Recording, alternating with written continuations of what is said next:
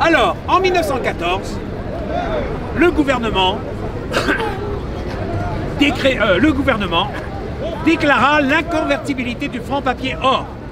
Tua Jaurès déclara la guerre et par dévaluation mise en place le premier racket par virtualisation de l'argent, 400% en 1918.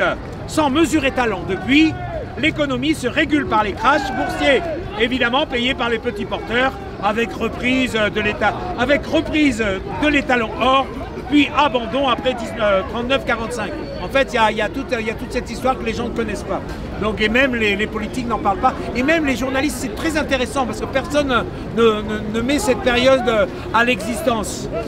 Je suis en train de lire en film. Je te salue.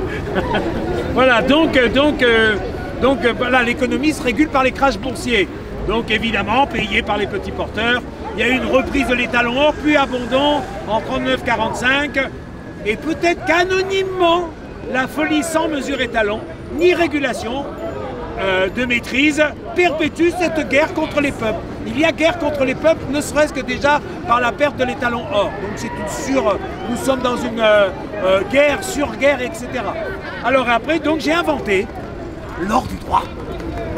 Alors, l'or du droit, c'est une valeur trouvée dans la pensée, octroyant par l'art, par la poésie, le minimum digne, vivre, loger, nourri, se régulant par des produits de matières premières et régulant les flux financiers en vitesse de transaction et taux des rendements.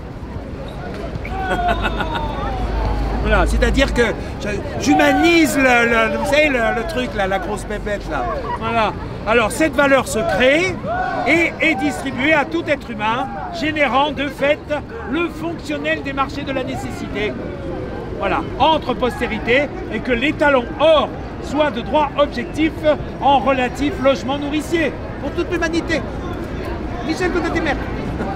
Vous voulez, alors après il y a la Marseillaise 2006, je vous chante mon Marseillaise 2006 là.